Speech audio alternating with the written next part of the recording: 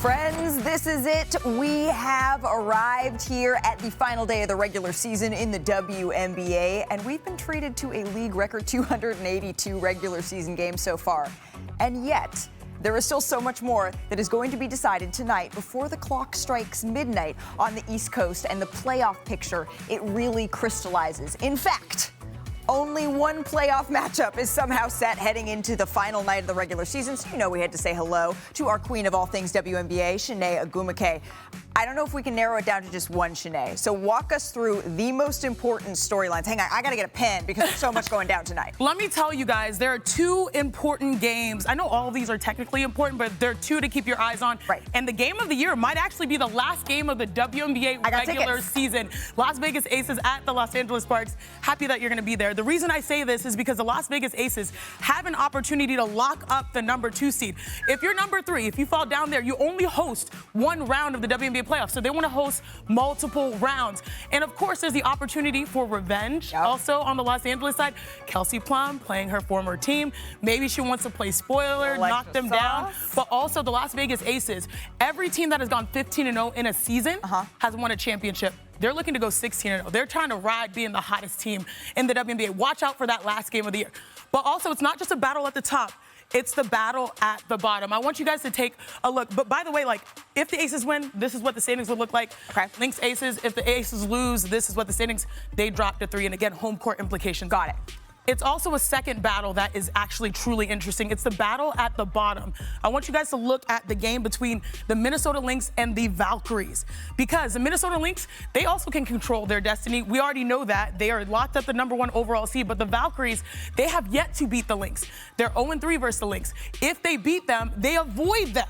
Now, if they end up losing, it's going to be interesting because then you have the Seattle Storm in the mix as well. Right. So these are the scenarios. If the Valkyries win, they avoid them, the Storm get them. The Storm is something that's interesting because they split against the Lynx, 2-2.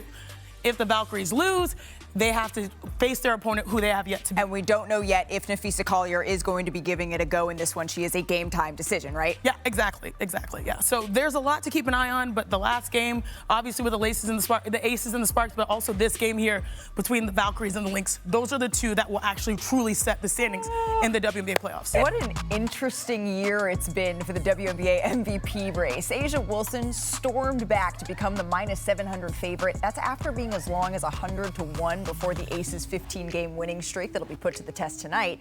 The odds say this isn't close, but voters I'm talking to say differently. Entering the final day of play, only the 1, 4, and 5 seeds have been clinched. That leaves 5 seeds up for grabs, hinging on the results of that Aces-Valkyries games that are going down tonight. The Valkyries, they've already become the first WNBA expansion franchise to make the playoffs in its inaugural season. Tonight, we find out if they're going to be the 6th seed, which would be the case if they win, or if they drop to the 8th seed. So let's talk about it with the head coach of the Valkyries, Natalie Nakase. Natalie, thank you so much for stopping by the show. It's a busy day, so we appreciate the time. I'm not going to waste any of it. You led Golden State to an unprecedented successful first season for an expansion team. And I know you're not a fan of the term, so I'm just going to say the newest team to the party, the new kids on the block, as Chiney suggested. You're the first new team to make the playoffs. What does that say about your group? It says a lot about, I think, my coaching staff. Just at first, they are brilliant. They work extremely hard. They don't mind me texting them 2 o'clock, 3 o'clock in the morning. Just their care factor for the players, I think they built a lot of trust early on, and I think that's why we're succeeding right now. See, Chiney doesn't mind when I text her at 2, 3 in the morning, but Richard Jefferson, sometimes he's like, yeah, that's my prime time. I can't do that. You did win 2 WNBA championships as an assistant coach for the Aces, 2022 and 2023. So what have you told your team about preparing for this first playoff run together? Yeah, the importance of preparation. I think preparation builds confidence, and I think right now, since we're unsure of where we would land, we could face 3 teams right now. So again, it kind of holds back on, my coaching staff. We're watching a ton of film right now. We have a ton of meetings, and we're just going to get them prepared as best as we can, because I think the main thing is they have rhythm, they have rest, and they are clear and focused on what our game plan is going to be. You have described the 6th player in a lot of ways as your home crowd, because the Valkyries made history on and off the court this season. All 22 home games, they were all sellouts. Shout out the Bay Area. And the team that is leading the league in attendance as well. So can you describe, for those of us who haven't yet been to Valhalla, what the atmosphere is like at these games? Well, for us, it's all love. We feel the love, we feel the crowd, we feel the cheers. But then for the opponents, it's hostile. It is hostile. It's volatile almost at times. They're screaming against them. The challenges are annoying, and so yeah, they're right on. And again, credit to Jeff Smith, our president. And our ticket sales, like, they've done an amazing job. What they've done, they're the ones setting records. We're just enjoying, obviously the love that they're showing us right now. Being from the Bay, watching these videos, it's given me goosebumps. I knew the Bay Area would show up for a WNBA team whenever that happened, but even this has exceeded my expectations. And you all have done that on the floor as well. So let's talk a little bit about one of your players, if we could, Veronica Burton, because she has really stepped up. In the absence of Kayla Thornton especially, she suffered that unfortunate season-ending injury in, late July. She has real buzz for most improved player. So what has impressed you the most about her game? Just her willingness to kind of be uncomfortable. I put her in so many spots of, like, now you got to use your voice. Now you gotta, I call it, I'm a little bit more aggressive. I'm an MFer, like, I cuss at people, I yell at people. And she's like, you know what, coach, I'm going to stay true to myself. I'm a little bit more loving, caring, supportive. I build relationships based off of trust. And she goes, I'm going to lead the way I want to lead. And I said, hey, do you, be you.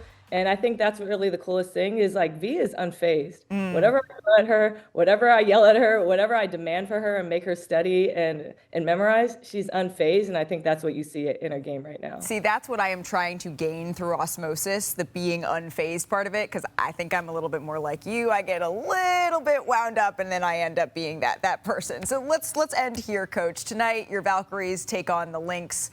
Major playoff seeding implications. I don't need to tell you that, but just to remind our viewers, with a win, you'd be 6th. A loss, your team drops to 8th, and you would start the playoffs in Minnesota against the top-seeded Lynx. So what's your mindset heading into this pivotal matchup? I know we're taking you away from the film right now. Yeah, you are right now. I should be in a meeting right now.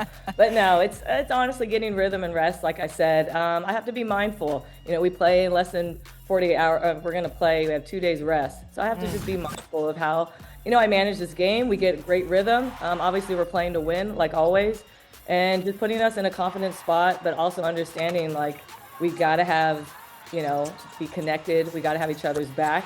And then at the end of the day, walk away healthy. That's the big. Yep, absolutely. Knocking on some wood as we speak for that. Coach, thank you so much. Shout out the Bay Area. Good luck in the playoffs. We'll let you go and get to that meeting. We appreciate the time. Let's talk about A'ja Wilson. She has dominated during this win streak. She was dominating earlier, too. But she scored over 5 more points a game than any other player in the W, while also leading the league in blocks per game and ranking 2nd in rebounding in this time. And here she is now, the 7-time All-Star, 2-time Defensive Player of the Year, 3-time reigning MVP. She really needs some introduction, but we give it anyway. A'ja Wilson, thank you so much for stopping by NBA Today. Yes, thank you for having me. We always appreciate the time. This has been quite the turnaround that we were just looking at there. We would have been having a very different conversation 2 months ago, right? You're riding a 15-game win streak. It's the longest win streak we've seen in this league in a decade. How much sweeter is that, given the way you all started this season? Obviously, it's a lot more fun. It is. When you're winning, everything seems to be great. But we have a lot of things that we need to work on, but we're definitely really happy at where we are and how we're just playing. I think when you're playing the right way, that's what makes the difference between the wins. And we're learning how to grind out wins because we were in the trenches in the early months of the season. So it's been a lot of fun kind of just playing the right way. I love that you told my sister, and not just because it's my sister, that you all sort of learned some things about yourselves when you were in those trenches. I know you don't forget, but maybe for fans who blocked this out or something, it all started after that 53-point loss to the Minnesota Lynx. What did that moment feel like? I know you don't want to go back there, but would you take us back there for just a second? And how did it fuel this? Yeah, I mean, I don't mind going back there at all because it was an embarrassment. When you get embarrassed on national television, that is a whole different type of embarrassment. And so we really had to come together as a team and figure out who are we? Who are the Aces? who we want to be. And I think you then saw that. And obviously, I also feel like we were due for something good considering how we started. But no, it was just a matter of time for things to get clicking. And we kind of looked at each other and then looked in the mirror and just wanted to be better for each other. And I think that's what got us the next step. Is it was never about just what can I do? It's like how do it for the next teammate. And I think that's kind of what you see now in the Aces. We know that Thursday's game, it takes on a little bit of a different tenor in terms of what it means for seeding.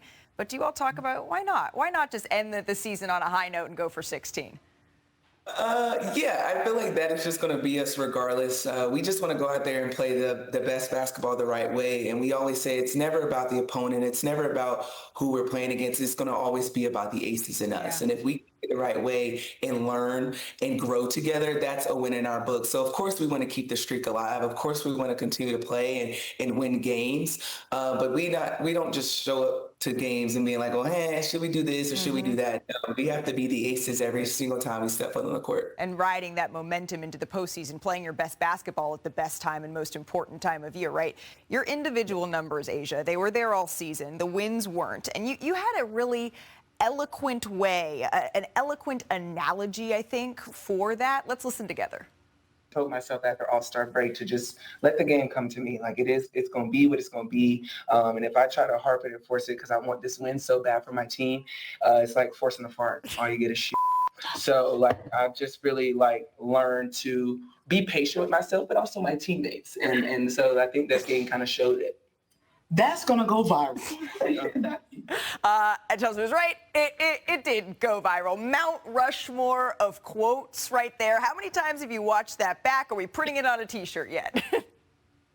An amazing fan actually had it on a T-shirt, which was crazy. I don't know. I feel like in my household, we love analogies. We love just putting things together so people could get a real understanding. And I feel like people understood what I meant. Like, I didn't mean it in a crazy way, but don't force it.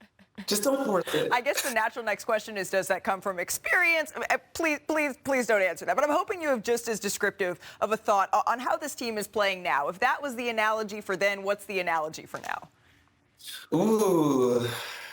I don't even know. I feel like I'll have to say the analogy that Becky kind of told us. She was saying, lions wake up every morning and they know that they have to be faster than the gazelle just to eat.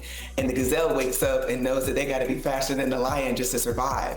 And it's every single morning you have to wake up and say, I want to be better just to survive and just to eat. And so I think that is our analogy right now. It's just like some days you could be a gazelle and you're just like, let's get through, just let's survive. Some days you can be a lion. It's like, it's time to eat. Let's go for it. So I think that's where we are today as the Aces, and is just figuring out who we want to be, where we want to be, but we're playing good basketball at the right time. I love that analogy. Was Becky wearing the pink wig when she gave that to you all, or was this sans pink wig? She took the pink wig off at that moment. The bob was eating, though. I have to say, Becky ate with the pink bob. I love that. That was so good. But Asia, you've been a Lion really all season long. I know it's about the team, but when we as fans watch you play, it's hard not to just be enamored with that. It's why so many of us are fans of the game, right? And all of that, it leads to not only a playoff berth, but conversations once again, about the MVP, a fourth MVP for you, something that's never been done before. That's got to be kind of hard to square, right? How do you think about that? A fourth possible MVP?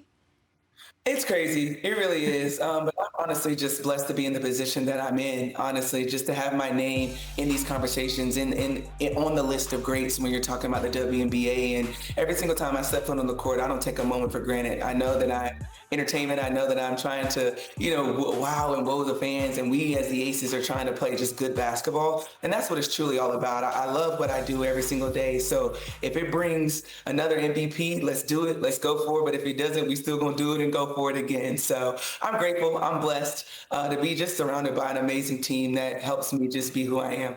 That joy is contagious when we watch you play. Nobody has ever scored more points in a single game than you.